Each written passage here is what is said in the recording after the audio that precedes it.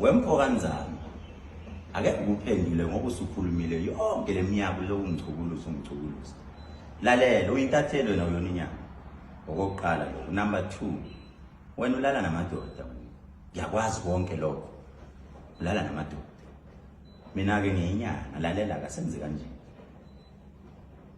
asithi ake ngiyacela nginama sponsors ama-brand amakhulu uma ngempela okuyinsizwa ake ziye ringini singaloke sithola abantu impilo ake siye ringini siyohlubana ngesibhakela oyowina uyothatha 100,000 ama-sponsor amnika imali mina nawe ngiyacela mfowethu sengikucela nge-challenge nje manje sike siye sibhakeleni manje sibeka ama-bodyguard sike siye encindini ngoba imizi cha isasekhona ntatheli yamanga awukazi ngufonela ungazi qamba amanga hlazi ilokho nje ngeke ngiphinde ngikhulume futhi angikhulumi mina ngoba ngubaba wena cha uyintombi yamanye amadoda ngiqedile.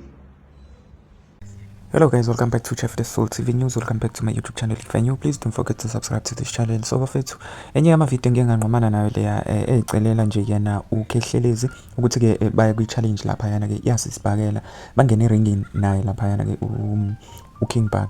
I don't know ukuthi uzoyi accept yini uKing Bhaka noma uzokwenza njani, but I'll just read ama comments for yena ukuthi lapho okhona mhlambe ke uzwe imbono yamanye abantu ukuthi bona bebethini.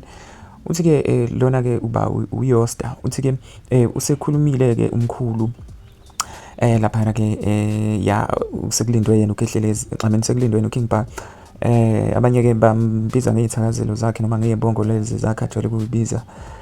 Uthi ke lapha ke uba noMaZulu kaJama lapha kwasendlunkulu uthi ke zakhala sekulate ke manje uthi ke uzokugwaza uBhaka ukhuluma inombolo lo wamude kusho ke lapha ke usilenda mashiyane. So bafethu I'll just read 2 more and then ke kube ukuthi nawe ke mhlawumbe mawukhona ufisa ukuphawula ngako you comment la ngezansi up lapho mkhulu umshaye uze umphathele ngisho nesikere ukuthi bamgunde ke iRasta kusho lapha ke uSpha ukhayo lapha ukuthi ke shanani ngempela madoda sinikhulume kakhulu sifuna ukubona ukuthi ke ubani ophethe ibhande ke lokulwa elinamandla phakathi kwenu nobabili.